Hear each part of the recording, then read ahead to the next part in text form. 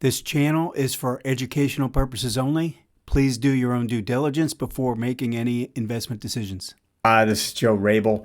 So we're going to do a stock market update, go through the market conditions, but I do want to talk about this kind of key area that we've reached between the 6,400 and the 6,500 area for the S&P. I want to talk about just how important that is and maybe what we should be on the lookout for at this point. Now, if you want to learn some more about some of these techniques, I would suggest starting with my book. You can click the link in the description and get some more information on that. All right, and also, if you do enjoy this content, please hit the like button and also subscribe. Okay, let's start out with the market conditions. We'll run through the sentiment, which didn't change very much. It dropped from 30% more bulls to 29% more bulls. I'm leaving this at negative. We're getting closer to, potentially moving it to neutral, I guess, if it dropped a little bit more. But the reality is that, we've made a pretty big jump. I think there's still significantly more bulls than bears. And, we've got this market that has moved up. I don't think there's enough of a shift. Now, it's also not so bearish. Like, it's not moving up with the market to the point where it looks like, it's got to drop this second. But I would still classify it as a negative condition. It's not a timing tool for me. If it were a timing tool, I'd probably be putting it more neutral right now, just because of the way it isn't really moving up with the market. I know this is starting to look like a down week, but the reality is that there's usually a little bit of a trail in this. This is showing kind of the reaction to last week's move. And last week was a good week, so I'm sort of surprised this hasn't jumped some more. But with that said, maybe it wants to drift a little bit higher. All right, the overbought, oversold oscillators at 72. Now, we moved up. We were up around in the 83, 84 area, and we've actually started to drop down some. So I'd love to see this drop down to neutral.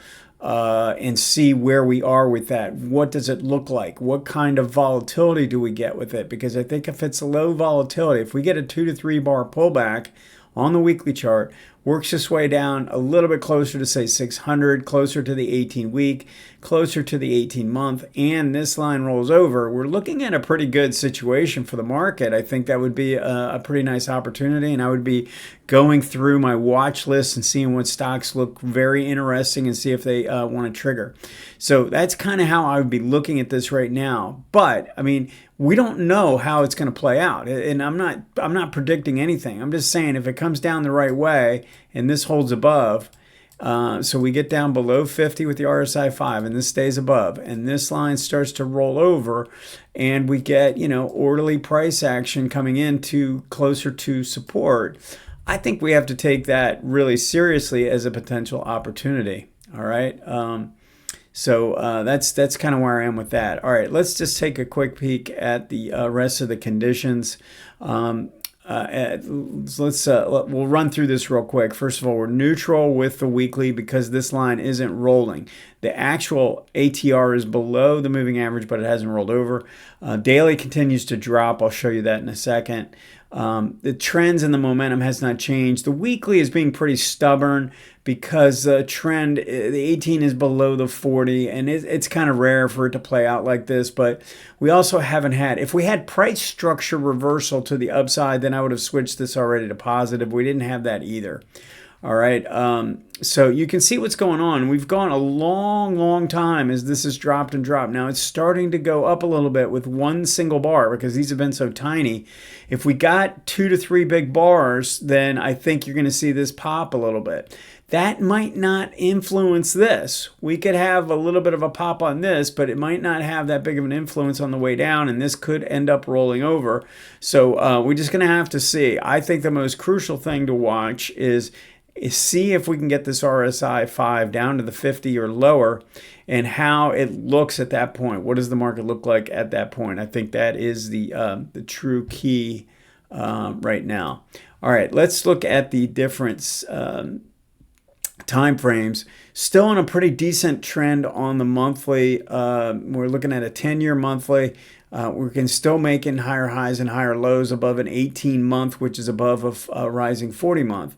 The indicators themselves aren't perfect, but I'm qualified. I think they qualify as enough confirmation that we can give them positive. I still think it would look better if we got some kind of a retracement test a little bit closer to that 600 mark. Definitely starts to look a little bit more like on the weekly chart. I mean, if we got some kind of a little hitch pullback like that would look pretty good. Again, if it comes in the right way, no really big bars, we get in a little bit closer to the 18-week. We could form just a pinch, but this has kind of gone a long way and without having the pinch to take place. So the only other thing I'd say is that what we do prefer in a pullback is to see this green DI hold. Now, we've worked our way up into this zone. I gave my subscribers, which is the 64 to 6,500 area as a target area. All right. Now, we're just in the outskirts of it. We haven't really gotten into it in a deep way. Now, a little bit more so when you look at the S&P chart. But we also don't have the type of, like, we don't have a big volume spike yet. We don't show any signs of a massive reversal at this point. Only thing that's showing up is we got an outside reversal day on the daily chart. I mean, that's a pretty good size bar. We can go back and look pretty much since the low. This is the biggest red bar that we have had, okay? But these are all such tiny bars. I mean, I don't know how seriously we should take this. But notice the volume pattern, right? You see how we've started to expand? The last 2 days are definitely days of distribution. Now, typically, if you go by way William O'Neill talked about it, he wanted to see 3 or 4 days over the course of like a 2 to 3 week period. We've got 2 back to back. The question becomes, do we get, into next week? We could take a breather day on a Friday, or maybe we have another one on Friday. But I think if we can build up another 1 or 2 here over the next week, I think we have to probably start thinking there's enough distribution finally taking place that we've got something maybe worth considering as a real pullback. But I think it's a lot easier at this point just to watch the 18-day, right? I mean, if we get a couple more days of distribution, you're probably going to break the 18-day. I would rather just watch for this line to be broken. It held here, it held here, it held here, it actually held back here, it actually even held there, right? Once we started, it didn't really get a good test, but once we've had that, we've had 3, 4, 5 tests in a row that have been successful. I think if we break that, I think it would be pretty meaningful, and I think it would increase concerns that we really ought to come back and check back to the next higher time frames, 18. So that's why I like to look at the 18s that way. If we take out one, then we're probably heading down to the next time frame. And just based on the momentum conditions and all that on the weekly, it would make sense that we could have a little bit of a fill-in here, doing some backing and filling with this little opening. All right. Now, the only other thing I wanted to mention here is what's taking place in the on the hourly. Mention the volume on the daily, but notice what's taking place. In fact, let's go ahead. I'm going to add in. Let me add in a study real quick. All right, so I put in the zigzag indicator on this time frame. So once we get into a zone, into an area where we think, a projected resistance zone, and we think that there's potential for a reversal to take place, then I like to go down to the next time frame and start looking for signs of true swing reversals.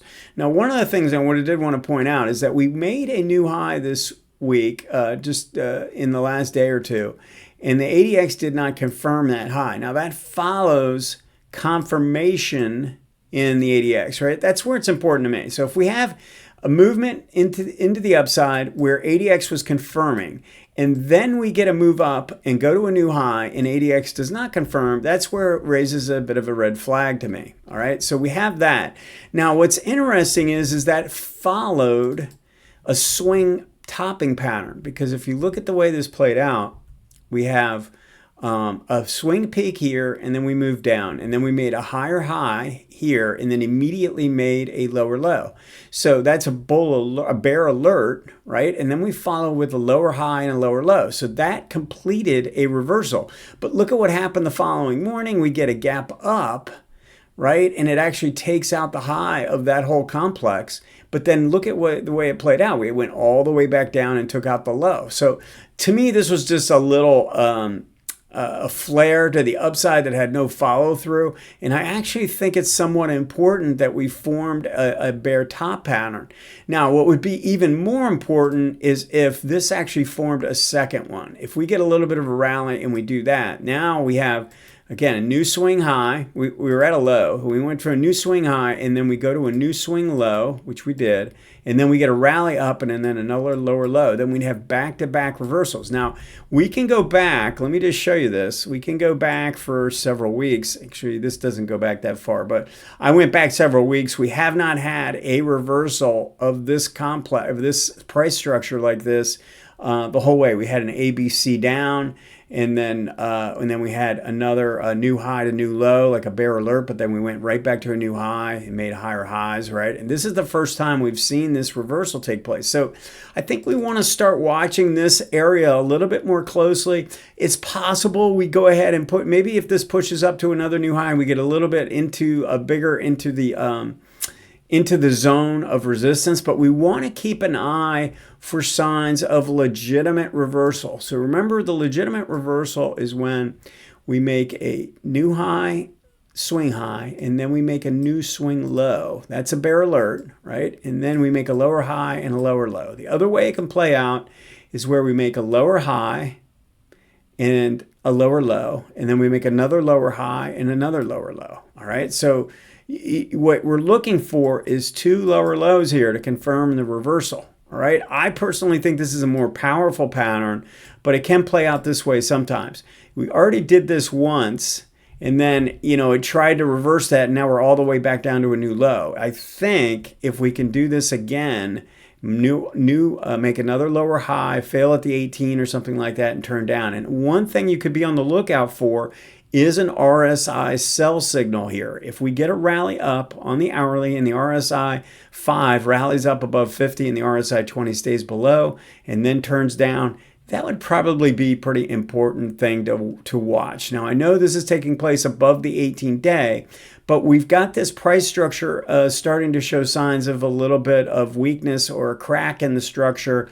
Definitely worth watching this a little bit closer. All right, that's the update for the week. Let me know if you have any questions. Thanks.